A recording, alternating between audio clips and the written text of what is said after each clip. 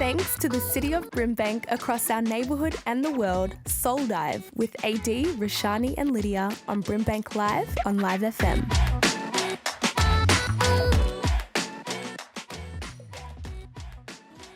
Good morning, everybody, and welcome to Soul Dive on Live FM's BRIMBANK Live. I'm your host, Roshani, and I'm joined by Lydia and AD. Ladies, good morning. Good morning, everyone. How are you guys? Good. Early birds get the worm. So I love being up nice and early and getting to see you guys on Fridays is even more special. I know we missed you, AD. Welcome back. Yes, welcome back, AD. I miss you guys too, and I'm so happy. Yeah, I'm glad to be back, excited. guys. Thank you. Super excited to have today. the gang back and to be able to kick off this show. And it's a show that I guess we have done before, but it's going to be interesting, I guess, as a trio. So a couple of weeks ago, we looked at the Reddit forums on Am I the Arsehole? Basically looking at different scenarios that people have posted.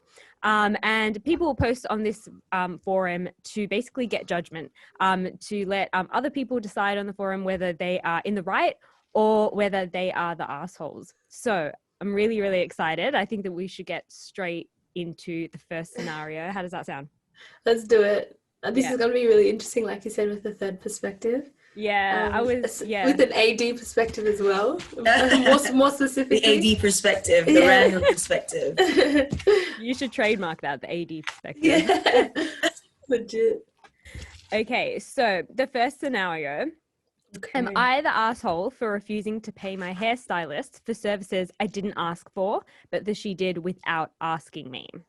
So this is a little bit of a background to the story. I went to a hair salon where it said on the website that a haircut was $25. I really just wanted a cut. She let my hair down and cut it pretty much how I wanted. She wasn't able to angle the side bangs and feather them with scissors, but that's okay. But then she started blow drying it, curling it and styling it and putting product in it. I really didn't want any of that stuff. 1, I don't like how it looks. 2, I'm not going anywhere but my house. It's COVID and I work from home. I didn't say anything because it makes me uncomfortable to tell someone to stop doing something. And I figured I could just wash it out when I got home. But then she said the haircut was $65 because of the extra services. I said I didn't want the extra services and that I wasn't going to pay for something I didn't ask for and explicitly didn't want. She looked offended and hurt, but I couldn't afford to pay $65 for a haircut. I went there because I could afford the $25 for a haircut. I paid the $25 plus $10 tip.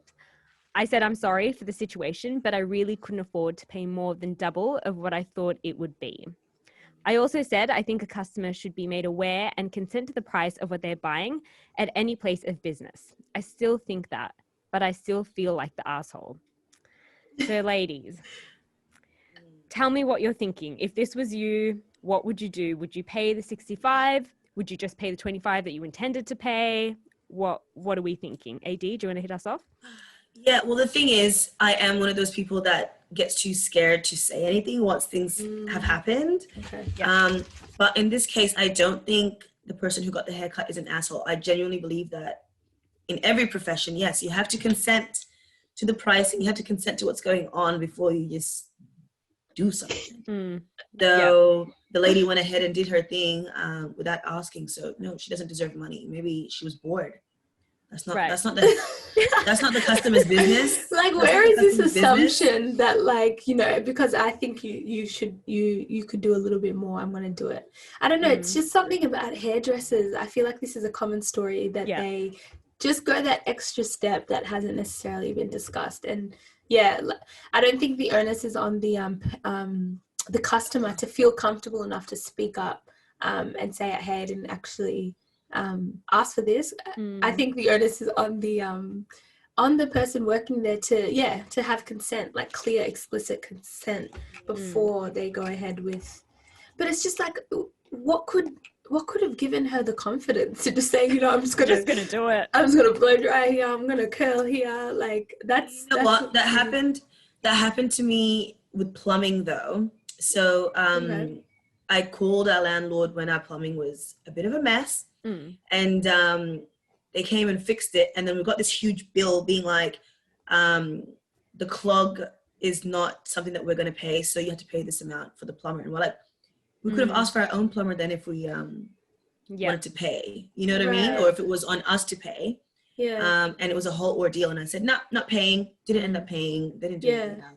Yeah, because it's just, it seems pretty straightforward, doesn't it? Like, you need to have communicated what's happening and what service is being used, basically. Yeah. This has happened to me before, but it wasn't about the charging. It's just that I'm touching on that idea of hairdressers just having the confidence to do whatever they want. Like, I went and got my hair dyed in Thailand, and to be fair, I was very much in that sort of like be free mindset, like it is what it is. And I was in Bangkok with a friend, and we were at this hair salon, and there were two like guys that were getting along with. They were fairly young, really good hairdressers. We're just kicking back. It was just us in the hair salon, and I said I want like a red burgundy color. These guys, I don't know, I must have given the confidence just because of my personality, because they went and mixed red with pink. And if you go on my Instagram page, if you scroll down like far enough, my hair was basically like bright pink, like a bright red sort of pink vibe. So like, it was just, and for me, by that point, I was just like, it is what it is. Yeah. But do you think it's because of your hair? I mean, I know as an African, like to dye our hair is really, really difficult. You try and go blonde, it turns orange. Yeah, no, they did the bleach first, and then the next step was just to put in the color that I asked for. They literally mixed an extra color, and they admitted it. They just laughed about it. But I'm just saying, something about hairdressers, when they have your head in front of them, it's like they just want to experiment. Yeah, exactly. I think, that's literally the thing. Like, I feel like they have a vision of what they think will look good on you. And so sometimes they're like, let me try it out, even though you haven't really got the same vision. So it can be quite difficult. I think as well, on the same line, I know I get it all the time when I get my eyebrows done, where I like my eyebrows done a specific way. Like, I like them really thick. So I don't really like them shaping it or thinning them out. But sometimes, you know, my eyebrow lady has different plans. Yeah, that happens to me too, where they go really thin and they're like, yep, it's beautiful. It's like, for who? To who? Yeah, this is my face. This. I think, it's something about when someone has you physically in front of them. Like my mom, when I used to get my hair done, she used to decide what hairstyles were stylish. I'm like, this isn't stylish. You should do a little braid going that way, one going that way. And I'm like, Mom, stop. I don't know what they did in the 80s or whatever, but anyways. Do you guys ever do things without specific consent and just hope for the best and think, you know, they're going to love it regardless? Because I feel like I do that sometimes, where I'm like, I'm just going to do this and I'm sure the end product will be loved, and it's not always the case. Yeah, look, not in the context of a transactional relationship. Like, I'm not going to do it if I'm working and I'm providing a professional service to someone. If I'm just mucking around with a friend and I'm like, well, let me do this. The stakes aren't high. She can just take it out. Stakes aren't high. Yeah, exactly. But this lady. Yeah. I mean, like, I used to do, because I would do like my friends' hairs for like weddings and stuff like that and parties. But that will, like, I wouldn't kind of be paid for those services. I'd kind of just do it. But I would make sure that every single thing that I'm doing, like, to make sure that they like what they're getting, even though they're not even paying me. So I just feel like it is a paid service going to the hairdresser. So I really feel that they should be asking. On, I guess, the flip side, like, a lot of people would say, you know, like, when something is done or when the service is done, it's kind of done. And so when, you know, this person's got their hair blow waved and curled and everything, I guess some would say, like, why didn't you say anything when it was happening? But I really do relate. Like, I would never want to, in the moment, stop somebody or be like, this is not what I want. Like, I just don't want to make a scene. So I kind of just, like, I would keep my mouth shut as well. See, I would say, hold up. Hold up. I did not ask for this. I would say it, but I still think, like, the customer doesn't need to be comfortable enough. And I think there's two issues at hand. She's literally doing a style she didn't ask for. That's one issue. And then she's being expected to pay significantly more than she was, you know, agreeing to pay. More so than I think double. Exactly. So I really think this one's an easy one. I think we started. No, they're not the asshole. They're not the asshole. The hairdresser was the asshole for thinking that they can get away with extra bits and bobs and then asking for payment for it. Like we understand it's tough times, but happens with the nail salons as well, where they just do their own stuff. thing, add bits and whatever, and say, yep, that's $5 extra, $5 extra, another $10 extra. So please pay like $500 for your nails. When you came to pay $30. A bit exaggerated, but you know what I mean? It's like, no, I didn't ask for all of these. Yeah. I think it's and she did give a $10 tip, which I think is quite generous on top of the 25 that she kind of assumed that she was going to be paying already. So I think she tried to meet them halfway and kind of like acknowledge that, okay, yeah, you have done more, I'll give you a $10 tip. But even that, I'm like, she walked in thinking she was going to get like, a $25 haircut. So it's fine. And I think, I mean, they did advertise that it is a $25 haircut. So they should probably change their site if they're going to like spice it up and kind of charge on top of that extra add-ons. But definitely verdict. I feel like she's not the asshole. Yeah. Not the asshole at all. The hairdresser. No. Sorry, lady. Sorry, hairdresser. Yeah, I mean, if you want, for me, if a hairdresser told me that they wanted to, try something new, blah, blah, blah, I'd let it happen so long as you're not charging me for it. At your expense. Play around, but I'll be your muse. Mm-hmm. Exactly. Yeah. Done. Absolutely. Okay, cool. We have, I guess, unanimously come to that decision, I feel. Yes. You are listening to Soul Dive on Live FM's BRIMBANK Live. We will be back after this short break. Catch us soon.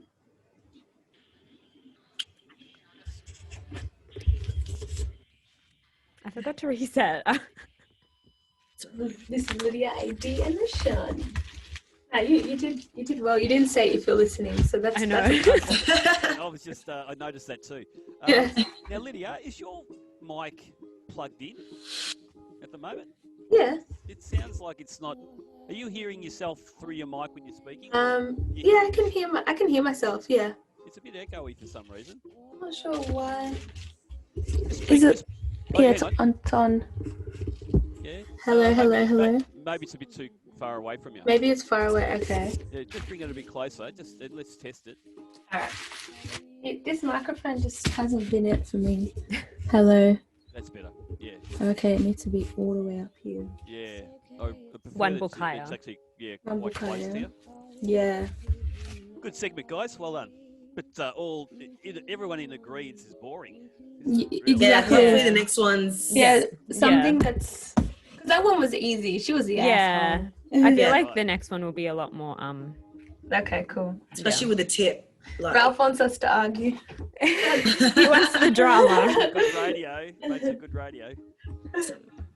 Well, you guys haven't had a real full-on blue yet, have you? Not really. No. So not on camera. We have. I mean, not a fight, but we had conversations. Oh, yeah. Is there someone you know that Who'll be divisive? Might be is a friend of yours, but you just know whenever you get them in. I mean, I've got a couple of friends like that. I introduce this guy to friends for the first time, and he argues with them within 10 minutes. Really? Full on argument, Do I have friends like that? Maybe not within 10 minutes now. Yeah, no. Need about 20. Yeah. But the classic story was, I was at a pub.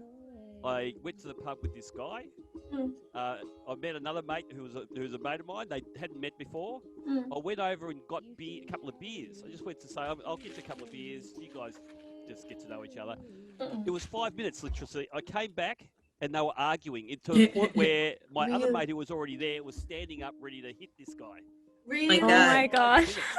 There are those people that are always just argumentative no matter what subject it is for argument's sake. But you think there'd be less, like that wouldn't happen when you're friends, like they're literally mutual friends, Yeah, you would be like really civil and not really trying to. At least 10 minutes, at least like 15 minutes. Men and their testosterone.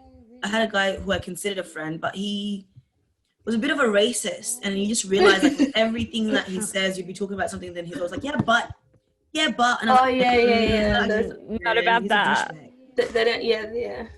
They love you, but they don't see the issues behind the rest of your world. Yeah. They don't see the rest of your world. That's it. 1 minute, guys. So I'm just thinking, because if I put it a bit higher, it'll literally be like this, like, hey guys. Yeah. So is this just, okay? Yeah, just bend in. Yeah. Just And then yeah, that's it. Yeah, that's cool. All right, cool. Are you in a different room too? No, I got that little backdrop situation. Okay, it's bouncing around the room for a bit for some reason. The sound, okay. That's okay. Okay, You guys see the African couches at the back? It's always so extravagant. Africans love extravagant furniture. Nice. Oh my gosh. Love it. At least it's not Italian I love that. furniture. They're always overdoing it. Franco Cozzo furniture. AD would know Franco Cozzo because there's one in Footscray. 15 seconds. BK concept. Oh, yeah. That's my landmark for turns on what's All going right, on. guys, get ready to 5 argue. seconds. Jokes. Still sorting that out. All right. Across our neighbourhood and across the world, you're listening to BRIMBANK Live.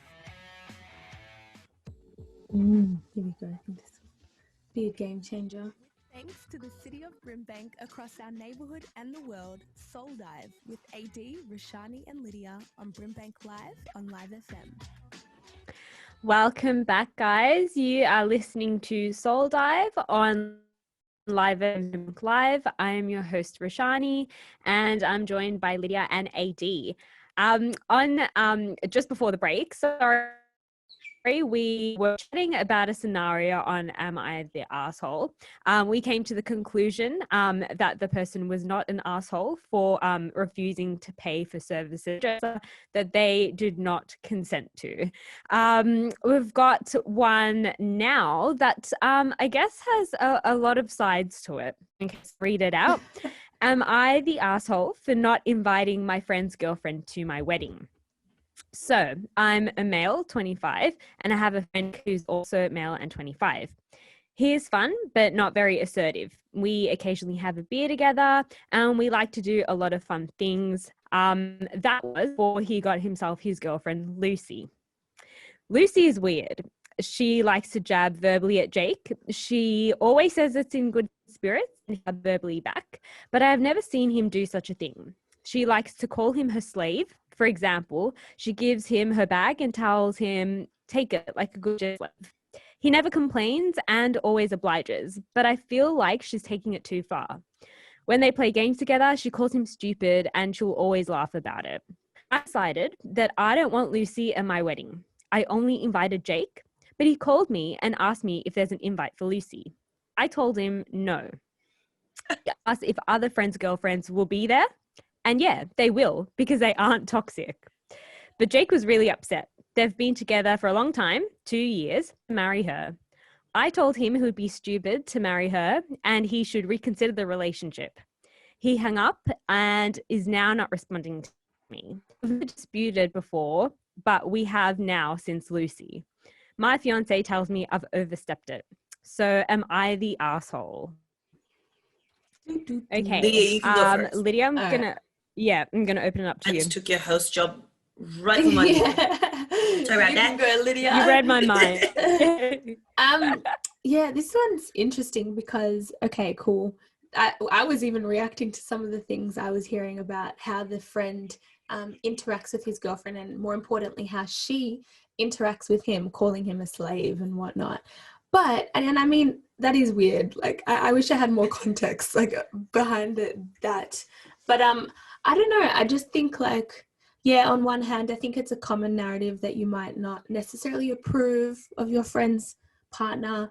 But I think that nonetheless, and I'm going to just make my blanket sort of statement and then kind of break down. So I think ultimately, I think what is more important is that you support your friend whilst he decides to be with this person. If they're claiming they're happy, do you know what I mean?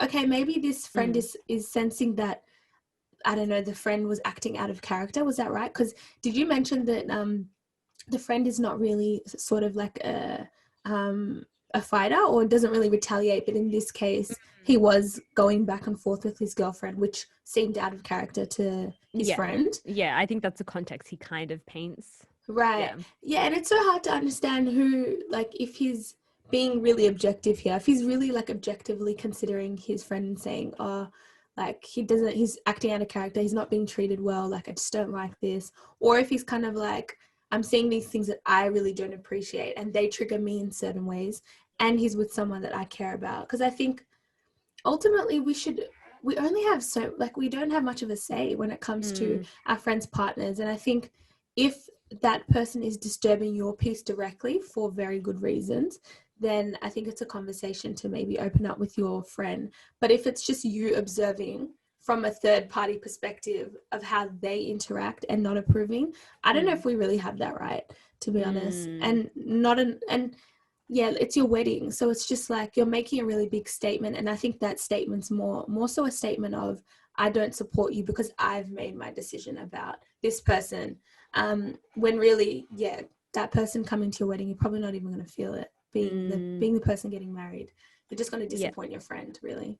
Yeah, I feel that. And I think that also, and I know that like this is just a common thing, that especially when your friends start dating someone and you're not really all that keen on them, you're not really vibing with them, I think it's really important, you know, to kind of understand that, you know, your friend is dating their significant other, you're not dating their significant other. So there might be things that you may not necessarily like or you may not vibe with, but your friend may be okay with those vibes. And so I think it's really important to I guess know your boundaries in that. And obviously if they're doing something that is putting your friend in imminent danger or that is doing something quite destructive to their well-being, then maybe I think that yes, definitely, you know, you should say something. But it's also, I guess, not what you say but how you say it. And I feel like in this particular scenario, this guy's just, you know, gone and made an executive decision.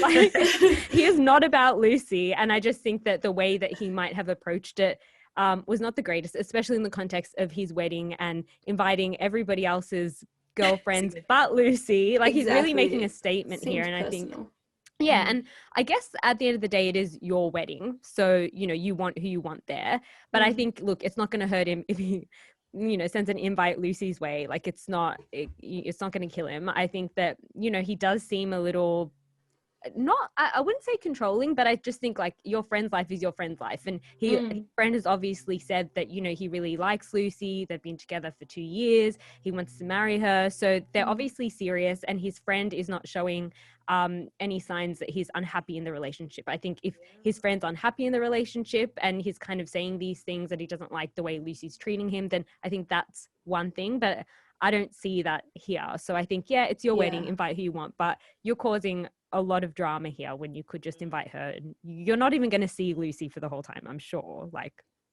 AD? Yeah. I think to answer, yes, he is the asshole. He's just like, I already have my... I understand it's your wedding and you get to choose who you want there and everything, but they're not going to be even sitting on the same table as, you know. So I don't think that's an issue. And a lot of people have different kinds of relationships, you know. Sometimes there's the dom sub situation. So maybe he loves being treated like a slave. You know what I mean? We don't know their business. Yeah. So who is the groom to say that I don't like the way that they interact with one another? But I do understand as well that respect goes a long way.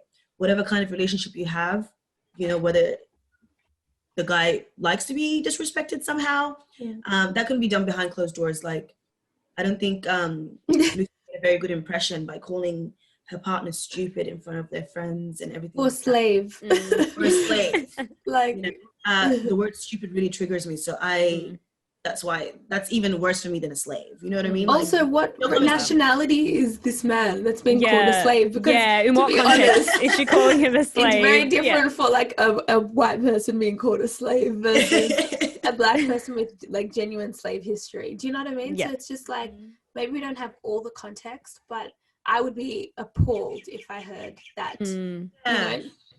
But even then, just extend the invitation out, you know, pray for the best that she doesn't show up or she gets sick that day.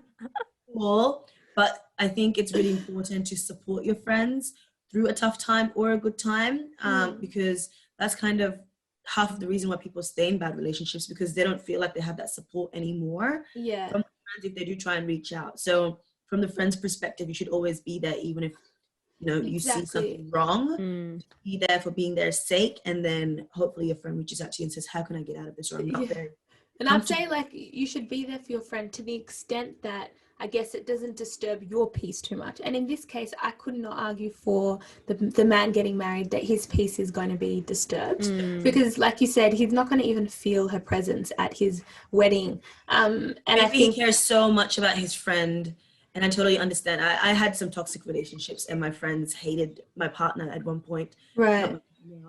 But they still try to get along for getting along's sake on my behalf. And I think that's what you have to choose that over saying no, I have made up my mind about this person, because it's almost, I wouldn't say it's insulting, but it is to a degree, because who spends more time with that person? And one thing I've learned personally in my journey is you really don't know you don't know someone's relationship. Yes, you may get a peek of what you see when they're around you, but you just don't know. So to assume that you know better, so much so that you've decided this person is wrong for your friend, I don't know, I find that a little bit it definitely get into relationship styles. So the dom sub relationship, like I said, like that might be actually a thing of theirs. It might be something that he's actually asking for. He likes to be disrespected.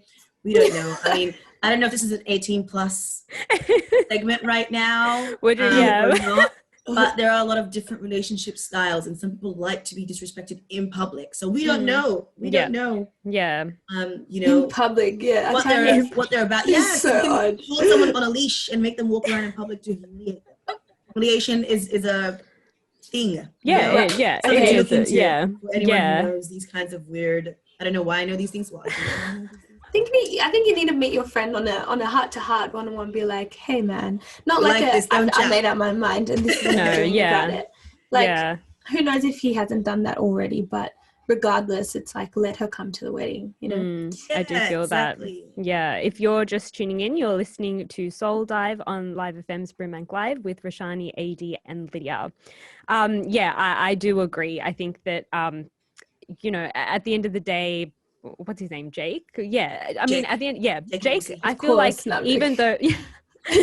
even though this guy doesn't like Lucy, Jake obviously does, and there are things that he really values about his relationship. So I feel like, I think you need to know boundaries when it comes to your friends, partners, and knowing, like, when can I overstep it and when do I just have to kind of like let it be? And I know that, I've had friends that, have had partners that, maybe don't have views that align with me, or don't, think the same way I think. But I think at the end of the day, they are the ones dating their partners, not me. So I think I just need to, be careful with, I guess, what you express and how you express it. Have any of us been in a situation where like a very close friend of yours has had a partner that you like really don't necessarily like for her or him? Yes. Talk to us. Yes, I have a really good friend whose partner hates me just because I'm a female and he's a male. What does he think of her? He fights for me, thank God. He sticks up for me and says, no, we've had our friendship for over 10 years. Like, I'm not going to just drop my friend because you're a jealous person. And I've tried really, really, really hard to still remain respectful of her, because at the end of the day, it makes her look bad. It makes her look like the asshole. And I'm here innocent and sweet. So I don't overstep my boundaries. I don't whisper bad things. And I think the more positive you are, the more that you allow room for your friends to actually come to you and talk to you about things.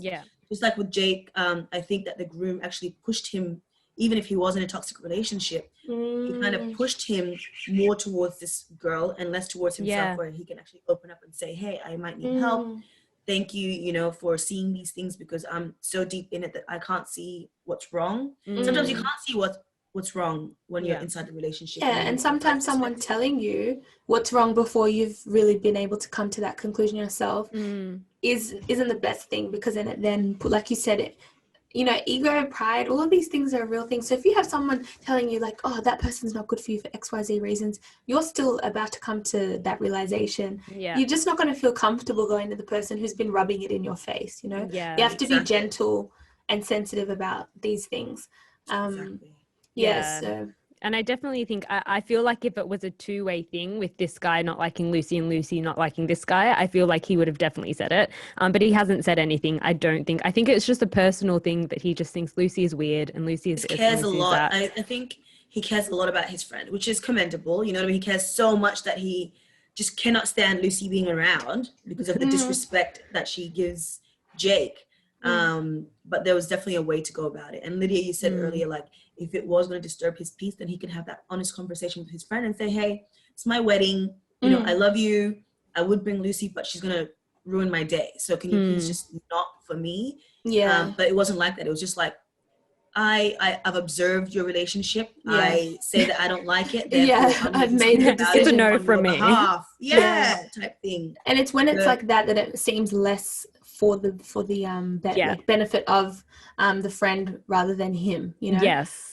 Yeah. I feel like those are two very separate conversations. You having a conversation with him about, you know, I'm not quite sure about your relationship and how she treats you, and then the invite to the wedding. But I think it came up in one conversation where when Jake was asking, you know, why isn't she invited, it was suddenly like, well, I don't like her, she is like this, she's like that, you should break up with her. I think it should have been a separate conversation if you really felt that, when you genuinely, you know, felt for your friend. He's had 2 years to say something. Why is it at the wedding now that he's got all of these balls? Yeah, and like even the backhanded nature of that, like don't invite her, and then you wait till him saying, oh, why isn't she invited, to then bring up all of these things. Let me tell you. Petty, so petty. I've been inviting this for 2 years. Let me just bring out my file and I'll give you, you know, the dot points of why she can't be there at the wedding. So this is now when it gets to that point where Jake's like, it's either both of us or it's none of us. Exactly. You know what I mean? That's where you're heading, right, to the guy that's getting married. Yeah. On that note, though, if you were Jake and your significant other was invited to your, say, best friend's wedding, would you, I guess, stick with your significant other and be like, we're both not coming to the wedding? Or would you go to the wedding and kind of just not say anything and go on your own without your significant other? I would take my partner by force. And really? Because us Africans, we don't even wait for invitations. We just invite ourselves. So invite or no invite, I'm bringing a +1. Might even bring +3. Who knows? Who knows? You know what? I would, honestly, you're talking about the big community weddings, AD. Exactly. I'm literally envisioning. There's like 500 plus people standing. They're not going to care, yeah. 800 people. So true. No, like, honestly, I would be having all the conversations beforehand, because best believe before the wedding day, we've already discussed it enough that we've decided I'm coming with my partner. Like, and if not, then I think our relationship has been called into question, because we're both adults here who ultimately, yes, we have our individual convictions, but if it's my relationship, then I would expect you to just trust me and respect me. Yeah, maybe definitely. I like to be called a slave. Okay, that's what I'm saying. We don't know people's relationships. Like, there's so many different kinds of relationships that we can't even fathom if we were to get into it. Yeah, look, some people just have really weird banter that we just wouldn't have with others, and it's lighthearted. But like I said, what's his nationality? That's a question mark. It's a Jake. Jake sounds pretty white to me. Oh, true. It's a Jake. All right. Okay. Right. Yeah. Okay. Yeah. He's a Jake and she's a Lucy. It's Lucy. Where's Lucy from? That's what I want to know. She's a very assertive girl, from what we hear. Yeah. Where's Lucy from? Oh my God. All right. Jake can take it. Lucy can dish it out. But they're happy 2 years in. I feel like if Jake was to break from being called a slave or stupid, then it would have happened a long time ago. But 2 years in, I think he's made up his mind that, you know what, he's kind of into it. She's probably calling him other names that balances out that one, you know? You might not be seeing the other guy. Yeah. The sweet side of Lucy. Yeah, exactly. Honey. Honey, hold my bag now. We kind of like Lucy. I mean, it's. I feel like definitely verdict is that this guy's an asshole. Yeah, it's his wedding, but like I just feel like you need to maybe have a respectful conversation with your friend rather than just dropping this bomb on him. And I just feel it is kind of rubbing it in, the fact that everybody else's girlfriends are invited, and I just think this guy just doesn't vibe Lucy. So yeah, exactly. Can I mention something as well?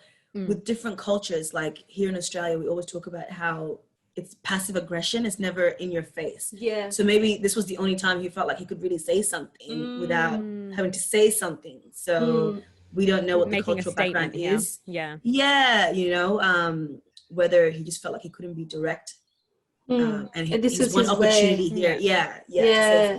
Yeah, but nah, if you're gonna, it didn't work out. It's Didn't too land bold. right. It's too bold, you know. Wait for your wedding day to say something. Yeah, exactly. All right, yeah. Alrighty, yep. So this guy is an asshole. Sorry, dude, but good luck with your wedding, I guess. With or without Lucy. Or Jake. Yeah, or Jake. You are listening to Soul Dive on BRIMBANK Live on Live FM with Roshani, Lydia, and AD. We will be back after this quick break. You did it. Did I say? Now I don't even know You what's said right you and are what's wrong. listening. Oh, okay. That's perfect. Good listening, guys. This Well makes done. perfect. Yeah. Woo. Good fun. Good fun. Yeah, that was fun. But that everyone was a agreed good one. again. What's that? Everyone agreed again. I know, we all I know. agreed again. If you guys agree all the time, that's fine too. No, it's gonna happen. It's gonna Yeah, happen. it'll Next time we'll make some or find Other some points. divisive ones that we can. Yeah. Oh, you didn't find a divisive one? I just kept scrolling, and I think it was because I went on the top ones, and it would just give you like all of the same ones from the same day. So like there was a lot of similar ones, and I was trying to find like big ones that are a little bit divisive, but like some people just go on it for like basic ass stuff where I'm like, dude, like you have to really... you know you're not the asshole. I think you just want like attention. Attention. Yeah, that's 100%. Do you guys actually have what Roshani's reading there? Do you have the actual cases in front of you? I don't I sent know. it in the Instagram No, I'll tell you chat. why, because it hasn't happened for a while, Roshani, but you were actually freezing up a little bit with the audio at the start of that segment. So I'm just thinking if you're going to drop out, it'd be good. Oh, yeah. Okay, yeah. You've got to just email it to them just in case. Yeah, it's in the Instagram group chat. Okay. So I don't know if I and on our the show plan as well. Yeah. I'm not sure if you can scroll down though in the show plan. Maybe you can if you're on like a computer. Yeah, I'm on. Yeah. Sweet. So what was last night's exam, Lydia?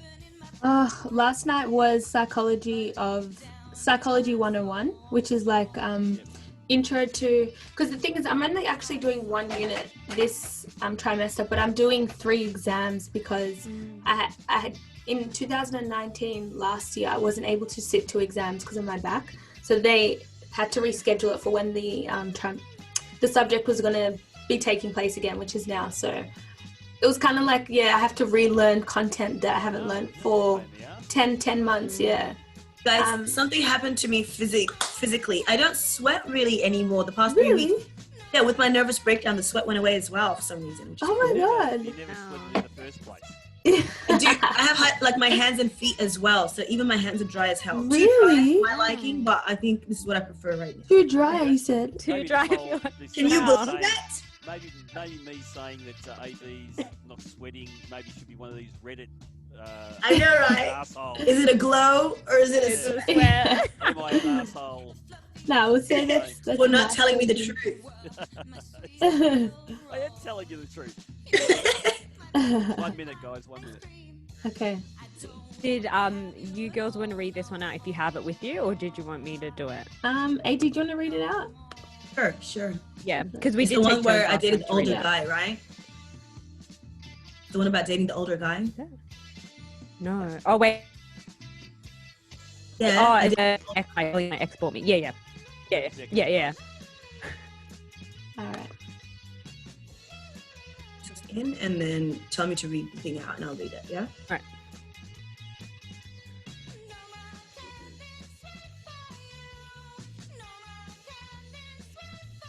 Also, like,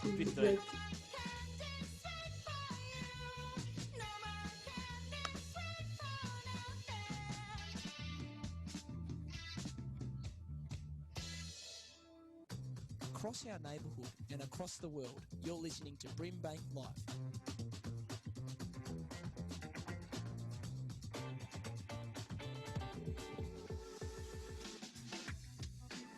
With thanks to the city of Brimbank across our neighbourhood and the world, Soul Dive with AD, Roshani and Lydia on Brimbank Live on Live FM.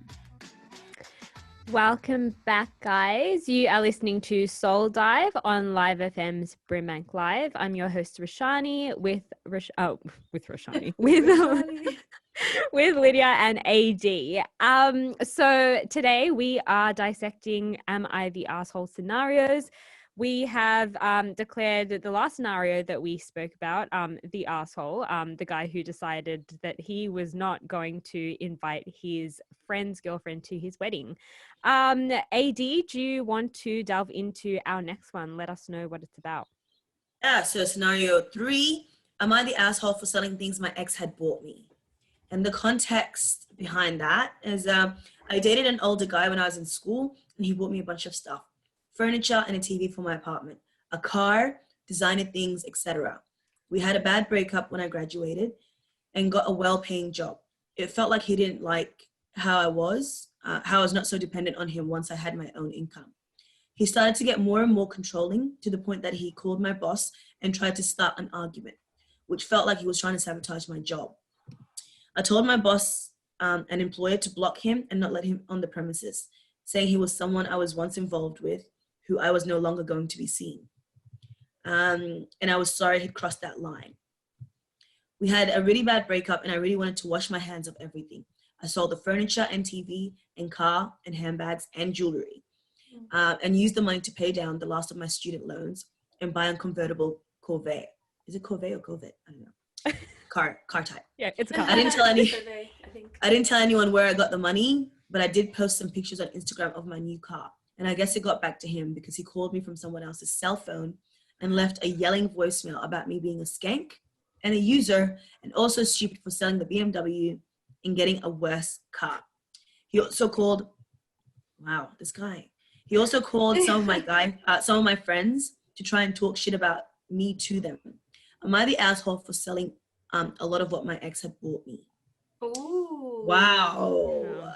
Okay. Johnny. All right. What do you think about this one? Yeah. So I feel like, okay, first of all, it doesn't seem like the relationship was a healthy one or a good one. Obviously, when this girl got a job and started earning her own money, there was controlling happening, and obviously this older guy liked the dependency. Can I confirm, did they break up after she became independent? Or I understood that they broke up and she then became independent. I think maybe it was happening at the same time. Where maybe like a simultaneous situation. Less of him. Okay. So, and maybe they broke up around that time that she was doing well and he tried to sabotage her. Yeah, right. So that's kind of, the vibes that I'm getting is that it kind of happened like at the same time-ish. So I think that's one thing, you know, like you obviously weren't in a great relationship and yes, you broke up and it was a messy breakup and you are left with a bunch of really expensive things from him. Right. I watch a lot of Judge Judy, and Judge Judy says that if you given a gift, that gift legally is yours. So even if there's a bad breakup or you have a falling out, that person doesn't really have the rights to ask for those gifts back. So at the end of the day, all of these things that he has given to her, they belong to her. Like that's her property. And she can sell it as she wants, as she pleases. So I think that like you do what you want with it. Like it's your property. And obviously she wants to start fresh. And so, you know, go buy that convertible. Like, honestly, like I don't think it is it's a big deal that she had gone out and done this stuff. Yes, she's smart. From what I can see here, the whole like dynamic, I don't want to just say about the age difference, but that's a form of abuse. Financial abuse it is. You know, is controlling what you've got, especially when someone who in a less fortunate position depends on you. You start using them and abusing them because you have financial power over them. So it was definitely an unhealthy relationship. And it also, it's literally domestic violence 101, calling friends of someone to try and like turn them against that person. Going to her workplace as well. Calling, her workplace, and just buying her stuff and then getting upset that she sold it and that she's more independent. So he was an abusive guy. he got into that relationship on purpose with a younger person because he thought he can have more control. That dom sub that you were talking about. Yep, Yeah, pretty much, but in not voluntarily. Not voluntarily. exactly. You know what I mean? Yeah, so definitely, he's an abuser. AD's calling. He's an abuser. Like, he's an abuser. I don't tolerate that stuff. You know what I mean? And sometimes you just have to call it what it is. He's an abuser, and he tried to financially abuse her by trying to maintain, you know, that kind of ownership over her by buying her stuff and then trying to call her workplace to sabotage her work. Like I said, calling her friends to try and turn them against her. That's all forms of abuse. Yeah, it's absolutely toxic dynamic, because had he done that out of a pure heart and out of love, then he would have been the type to also say, like, let her go, and just not even, that wouldn't have been an issue. But I feel like he's definitely spiteful about the fact that she's getting the value out of what he bought, but no longer having anything associated to him, because it's like she's changing all of those things into different things, and that will sort of mark a fresh beginning, you know.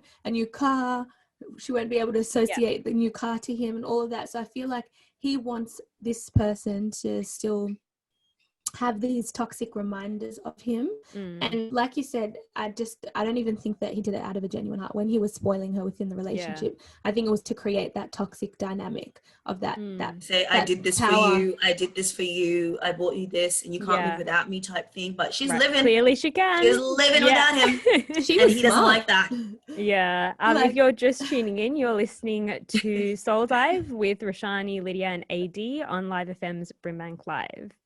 I guess a point that we could kind of bring is, you know, she did end up deciding that she wanted to sell these things. And I know that a lot of people, when they go through breakups, there's kind of like a couple of options they have when it comes to things that their ex gifts them. You know, it is either selling these things. It is also keeping things. And I guess we've kind of discussed that, you know, she did kind of want to wipe her hands clean of things. But there's also the option of like giving this stuff back to him, which I mean, what are your takes on this? I'm not giving you back the BMW you bought me. What? No. If I can pay my uni tuition off all of this, you think I want to pay you back? Well, I just, no. Do you guys have anything that, you know, your partners or ex-partners or someone that you cared about who gifted you something? Do you guys keep it, or do you try and get rid of it to get rid of those, you know, reminders? I have shoes. Let me not put the rude finger up, but I have this ring right here. It's from my ex, and the thing is like we're still really good friends, and our separation was more so out of love, and it was recently as well. So I don't have any negative associations. If anything, I look at it and I smile, and I'm like, that's lovely. Yeah, I have shoes on shoes. All of my ex-partners seem to really like buying me shoes, and I love it. I'm happy. I got some Doc Martens. I've got some like Rihanna Pumas. I love it. Some beautiful watches. I'm not gonna sell them. And the reminder is, you know, you loved me so much once. They gave me all of these gifts, and now I can flaunt it. You know what? I'm trying to get somebody else. Haha. You did that. You helped me out. You helped propel me forward. Oh, you're making me look good for my next one. Is that what you're saying? Exactly. I love that. I think that there's definitely certain things from my ex-partner that I have kept, and I guess like the sentimental things I've tried to give back. So the kind of more meaningful things, I'm like, you can have this. Like, I really don't need it. I'm not going to wear it, like, you know, jewelry and stuff like that. But he was kind of like, no, you keep it. So it's literally just all sitting in my wardrobe still. Like, I won't kind of touch it. I don't know, like, what to do with it. But as AD was saying, like, the really good stuff, like, you know, the really cute handbags and stuff, like, I mean, I'm not going to waste a good handbag, right? Exactly. And I think it also just depends on where you guys left off, like what type of relationship you had, why you broke up. What about if you guys were to get into a new relationship, for example? Like at what point is it unhealthy to keep, you know, still have the why would I throw away my shoes because of a new relationship? I'm not gonna do that. It depends on what it is. Like, I think if it's like shoes or something like that you use, or a practical thing, go ahead. Yeah, I mean, like, if you have photos, you know, hanging around your room of your partner while you're in a new relationship, that might be a problem. You know, like actual reminders of your ex-partners and whatnot that's like really in your face. Yeah. You know, if you have a necklace that's got both of your names on it or something, that's a bit, Oh yeah, no, that's just you know what I mean? That's a bit awkward. But yeah. you know, things that don't really mean anything, or you could have gone out and bought it yourself. Yeah. Why chuck it away? Why chuck it away? Yeah, exactly. And if it doesn't have that much monetary value, like the things that this lady had, you know, enough to pay a tuition, just keep it. Yeah. Just pay student loans off. Oh my gosh. Like, that's like. So who's the asshole here? Are we unanimously agreeing again that this older dude who generously or not so generously bought a whole bunch of stuff for Well, there's a common denominator, and that is toxic behavior, like across all of the. It's not even toxic; it's just straight up abuse. It's domestic violence, financial abuse, financial control. That's the thing.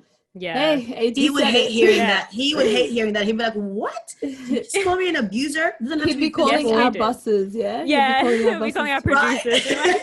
Ralph would be like, "Stay away, mate." Just you abuser. Yeah, so I think we can all agree that this guy was the asshole, and it definitely wasn't it wasn't this girl who clearly is just trying to live her best life and making some very good financial decisions with selling these things and getting a whole new lot of things. Well, he called her a skank and stupid, but I think she was definitely smart in this decision, and that's why he wasn't happy. Yeah, and definitely signs of abuse there then. Yeah. Period. Yes. We are going to go to a quick break. You're listening to Soul Dive on Live FM's BRIMBANK Live, and we'll be back after this. Woo! I just exposed myself. Like with your ring? Yeah. Stuff, guys. Brilliant. Again. Yeah, that's another agreement. Look at us agreeing. I know. I know. It'll make the disagreement all the better. It's a build up of they're so civil. Right. They get That's right. And the next minute just boom. Oh, that's so funny. What's our next one? So this one is, am I the asshole for starting my wedding on time and not waiting for my parents? Wow. Oh. Which, There's no discussion here, is there? No.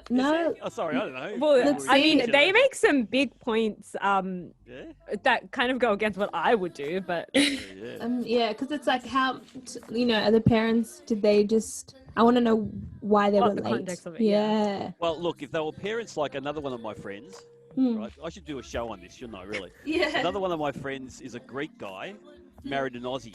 Beautiful. I love them both, right? They're fantastic. Yeah. They've got 5 kids. Okay. Yeah, wow. And their kids now are in their 20s, like that's how old and stuff.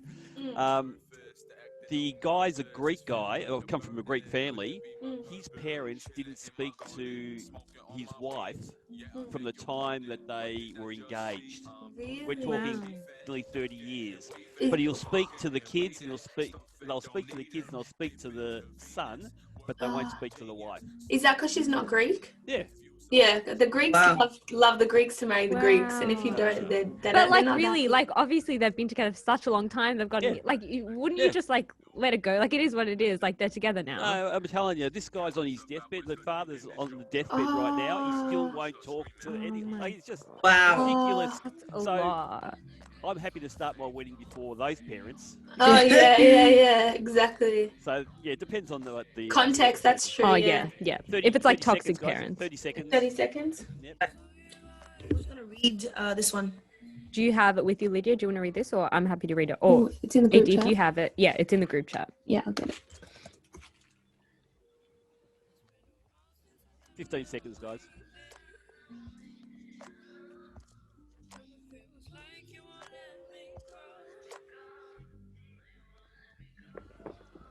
Okay. You're listening to BRIMBANK Live on Live FM.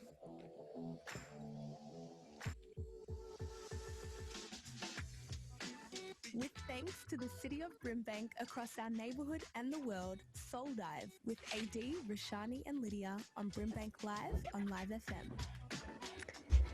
Welcome back, everybody. You are listening to Soul Dive on Live FM's BRIMBANK Live. I'm your host, Roshani, and I'm joined by Lydia and AD. We are delving into some Am I the Arsehole scenarios. We're going to hear our next one. Lydia, take it away. All right. I got married on Saturday, and it was absolutely amazing, except for one thing. My parents showed up late. They knew the ceremony time, and my husband and I made it very clear to everyone, both in the invites and in person, that we were going to start exactly at that time. The venue costs us a lot of money. We paid for the entire wedding ourselves, and we were only able to use it for a limited amount of time. So we wanted to make every minute count. So the wedding day came, and half an hour before we were scheduled to start, my parents still hadn't showed up. My husband and I both called them multiple times, but nobody answered. We waited, and still we heard nothing. Finally, the start time arrived, and my parents still weren't there. I was really pissed off at this point. The wedding coordinator asked if I wanted to go ahead and start the wedding, and I said yes. All of our other guests were already there, and we wanted to be considerate of their time. My parents showed up 15 minutes later and missed the entire ceremony. It turns out they did leave early, but got rear-ended at a traffic light and had to deal with insurance, police, etc. They only have a landline, no cell phones, so they couldn't get in touch with me.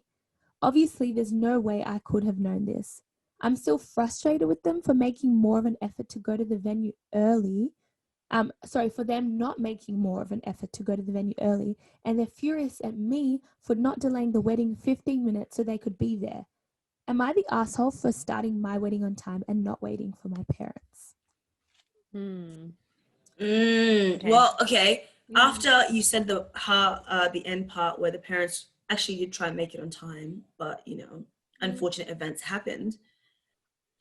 Nobody could have known. Like you said, they didn't have a cell phone, so everybody was kind of upset in their own right. I wouldn't call the groom, or the bride, an asshole for starting the wedding on time just because it had to happen.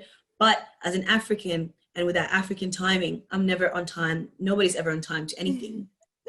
So usually how we do it is we give the whole community a certain time, which is like an hour or two before the actual event, because it takes approximately that long. People come so late. Yeah. So I think it could have been delayed by 15 minutes for sure, but they didn't know what was going on. Yeah. I think there was a time constraint on the venue as well. Yeah, they didn't know what was happening. They didn't know whether the parents, just decided to sleep in that day or what happened. So I don't think anyone should be mad at one another. I don't know. It's unfortunate. I feel like, I personally, and I mean, like, I know that there were constraints and stuff like that, but like my parents would never let me live this down if I didn't wait for them. Like they would literally disown me if I just went ahead and got married and they were like 15 minutes late. Like, and yeah, like I guess like, my parents 15 minute was the whole ceremony just 15 minutes? Like, why did how did they miss the whole ceremony? They must have only had an hour in that venue. They're trying to do everything really quickly, clearly.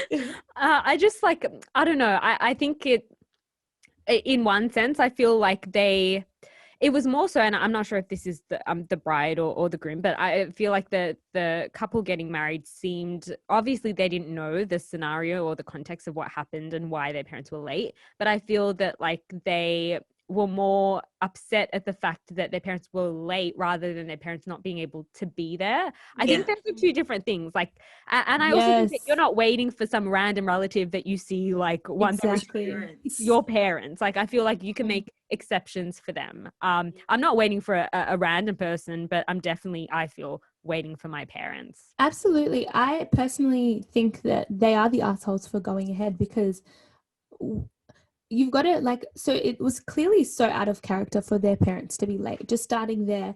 Why weren't they more concerned rather than annoyed? That's my question. Angry, because I personally would be very concerned, and understanding that my parents only have a cell phone. I mean, there must be old parents too, like, because spoiled behavior. Yeah, and it's just kind of like, why are we not giving our parents the benefit of the doubt? And more importantly, our desire for our parents to see us get married more important than maybe finishing, you know, having that extra 15 minutes to say goodbye and dance at the end. Like, I would be very concerned. I don't even think I could go ahead with my wedding, like with peace. Honestly, be like, where are my parents? What's happened to them? Why are they not here? Like, obviously they've been there the whole process. Exactly. And then at the end, they just don't show up. There must be something wrong there, instead of getting upset. And the fact that they got into an accident, had to deal with the police, it shows that it's only for extreme, like unprecedented, unforeseeable circumstances that they wouldn't have been there. Like, that to me says that this is a very out of character thing for the parents to do. And it feels like they should have been aware of that. I think I would have been sending someone like directly to the house, like, you know, driving all the way to the house. And it's 15 minutes. I still can't get over the fact that it's only 15 minutes. I thought by late it was like 2 hours, 3 hours late. Not 15 minutes. Come on. I feel like you can wait 15, definitely. You can wait. And yes, I get it. Like, you've paid for your whole wedding. You know, you only have a short amount of, or a restricted amount of time in this venue, but ultimately, I would be willing to have less time at the end of my wedding than the start. As long as my parents can be there, like. Yeah, I think it definitely, it goes back to what you were saying, Lydia, about it being, it's more about, you know, that marriage and that commitment and having the people around you that you love being there, rather than everything going perfect and looking perfect and stuff like that. I think, it seems to be a common theme with these, am I the assholes and scenarios and weddings that people kind of get swept up in the whole everything needs to look picture perfect. Bridezilla syndrome that happens, you know? Yeah. It's achieving that perfection that can get in the way with the true, like meaning of a wedding. We're like marking a new beginning, celebrating a new relationship, and your parent, like, wait, doesn't your dad, most dads actually give their daughter away, right? So wait, did you just give her away? She just walked by herself because she was mad. Just danced down that aisle, got it done within 15 minutes. They were married. Parents show up, ceremony's done within 15 minutes, and the bride's pissed. That sounds like a wedding on fast forward as well. Because like you said, how can you miss it? You blink and you miss it. Yeah. The guests are like, whoa, that happened. They just came in and said, I do, let's go. Let's do it. No, but then imagine the parents rocking up like, they've just come from that like really tough experience. You know, they've dealt with the police, they've dealt with this car, and their daughter who they raised just got married without him. Didn't wait. No, I think as the parent, I would have been really pissed actually with my daughter. Definitely. I feel like, they should definitely be the ones writing this scenario, I think. So I guess is my daughter is an asshole for, you know, just going ahead? Yes. Yeah. So verdict. What do we think, ladies? The bridezilla was the asshole here. Mm-hmm. And like the thing is, just to quickly flip it, so because I think it's important if we can to see it from the other perspective. And I'm like, do you think that in her bridezilla stress, because I can only imagine that in those moments you are so stressed that you almost don't even have rational thinking because the emotions are so high. I mean, you should still be able to think rationally, to be fair, but you know, is it just like that? It seems like around weddings is always a stressful time. So maybe she acted out of character, and maybe, you know, it's just that very moment in time that got her to do what she wouldn't normally do. I just time constraints and everything and money and blah blah blah, and trying to just make everything perfect. Roshani, I think that I was going to say that one thing my mum always says is that you need to be prepared for everything not to go well on your wedding. Like I think you have your expectations set up so high that sometimes people think everything has to be perfect, but you know, it's such a long day, so many things can go wrong and things will go wrong, and I think you need to kind of set yourself up and be able to embrace them and just because think about any birthday party or anything you've hosted, anything at all, something even radio right here, we you know, mess up sometimes, or the internet falls apart or something happens. So I was so tired. AD had to wake me up. She was my alarm clock this morning. So I think that I would probably say that the bride or the bride and groom here were the assholes and not the parents. But actually, can I just say that most people on this kind of Reddit post said that they were not assholes. for going ahead with their wedding without their parents, which I don't feel know if I like agree with. people without, I'm going to say, a culture. You know what I'm saying? Because us ethnics, we have different ideas of what's supposed to happen. And we know that our parents is like the alpha and the omega of our lives. Yeah. And you know what I mean? But I'd say like Aussies or whatever would be fine to do that. Or, you know what I mean? Like, it depends as well. That's a generalization, but I think it is a generalization. No, but it's a generalization also for a reason where like obviously generalizations aren't fair always, but I think that I can imagine that being more of a thing in not a Anglo community as opposed to the ethnics. Yes. I 100% I feel that for sure. We have had so much fun today dissecting Am I the Arsehole scenarios. We are done for today, but we hope that you will catch us next week from 8 to 9 on Soul Dive on Live FM's BRIMBANK Live. We will catch you all of you guys next week. See you then. With thanks to the city of Brimbank across our neighbourhood and the world, Soul Dive with AD, Roshani and Lydia on BRIMBANK Live on Live FM.